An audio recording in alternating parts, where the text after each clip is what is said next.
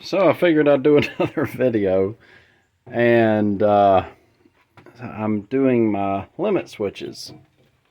So I drew my limit switch into SolidWorks, and the funny thing is I was trying to figure out a way to make all the bracketry that I needed, and I'm so used to doing things out of metal, and with what I have, machining it or whatnot, that it took me a minute to realize, wait, I've got a 3D printer. So what's interesting about this is it's like this little bracket right here. You know, that really wouldn't take that long. It was 2 holes here, 2 holes here, and a chamfer, and just a block. So I could have made that out of aluminum or something, or I could have, but it still would have been a machining operation. I still would have had to have done a tool path and stuff like that. And honestly, I'm holding a switch, a plastic switch, that the only tension is ever going to be right there. But then this bracket, as you can see, I had to fit it here. So originally I designed it, and I was using both of these holes. So I 3D printed one, and I put it on, I ran it down, and it's like, oh, shoot, I'm going to hit that. So then I pulled this into SolidWorks, and I started messing with it, and what I didn't want to just hook onto one bolt hole. I wanted something else, but I really had no way of doing it because it was going to be blocked by this the lower I went.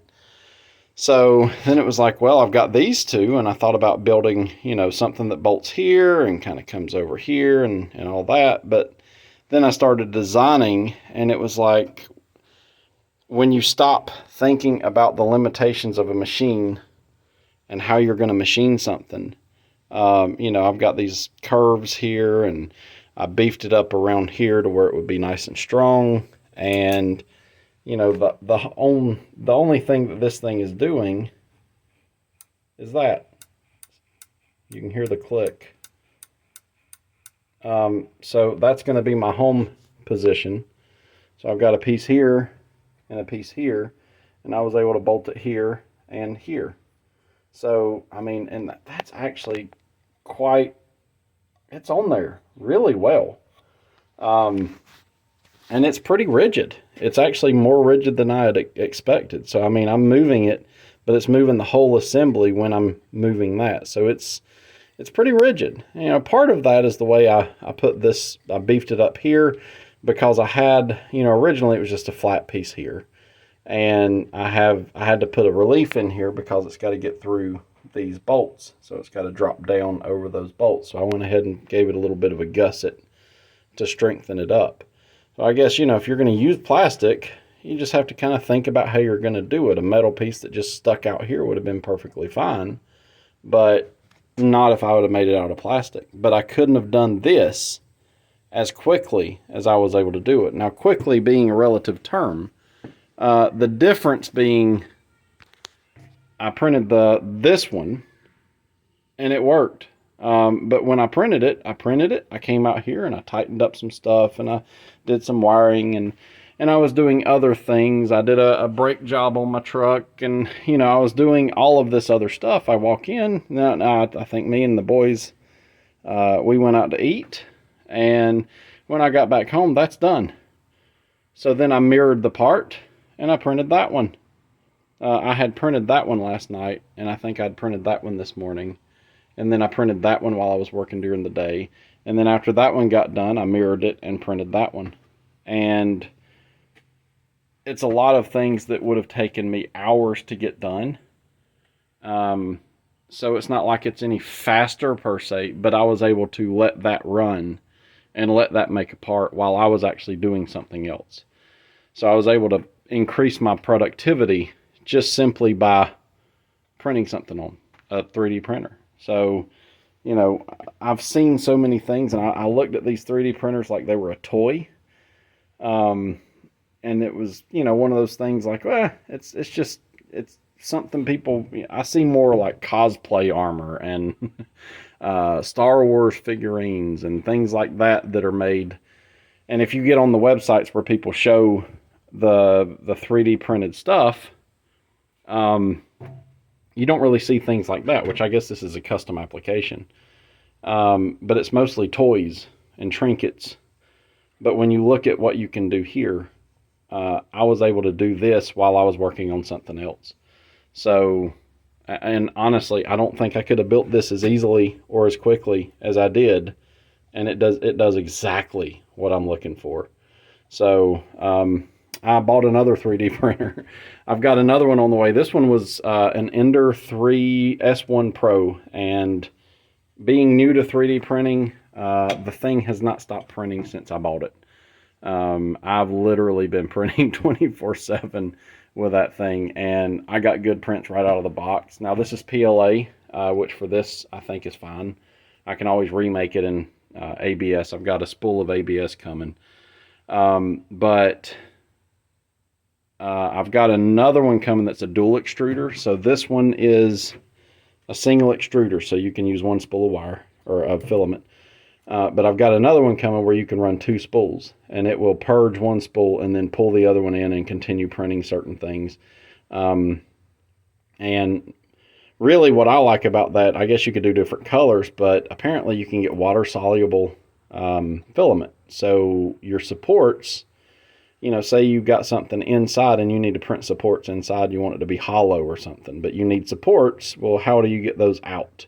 If you got like a little hole or something that you can access, you can print with water-soluble filament to build your supports and then drop your part in water and it dissolves the supports.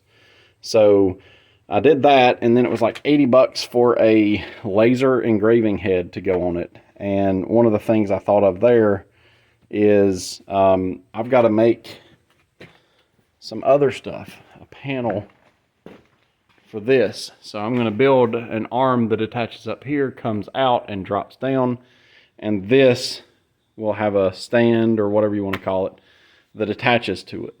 And then I'm going to have well, of course I've rolled this one. I'm going to have one of these hand wheels with a selector switch for each axis. So I'll have, Z and A and all the different axes with a selector switch. But I need a way to write those things on the plastic. So I'm going to 3D print a thing that holds this, and then a thing that, you're going to have the selector switch to where I can manually move these around with an MPG. So I'm going to use a manual pulse generator for that in conjunction with this once I figure out how to wire it up. And then that'll give me the ability to just flip a switch and have a wheel that I can take that and just zip it over here or move it that way. And I'm not doing it with a button. I don't like buttons. I like a dial. I can, you can fine tune where everything is with a dial. But yeah, it works great.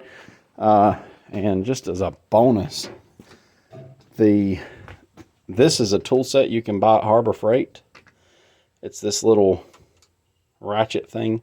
It's like 40 something bucks, $50 by the time you get out the door. But I've got 1, 2, 3, 4, 5, 6 sets of these now.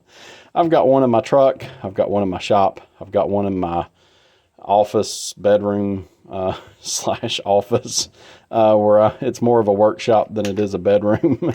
I've got one. I just bought another one to take to my office and at work. I've got to figure out a tensioner there. And this is the handiest little set of tools. It's very good quality. I have been highly impressed with these tools. So obviously I've spent several $100s at this point buying them.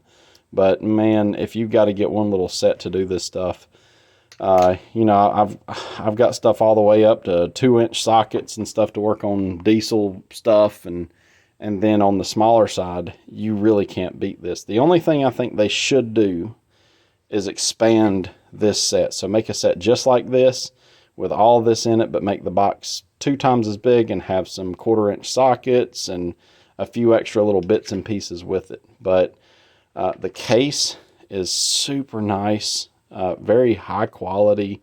The bits are not your typical crappy bits. They hold up really well. And this little ratchet, you have a flex head there.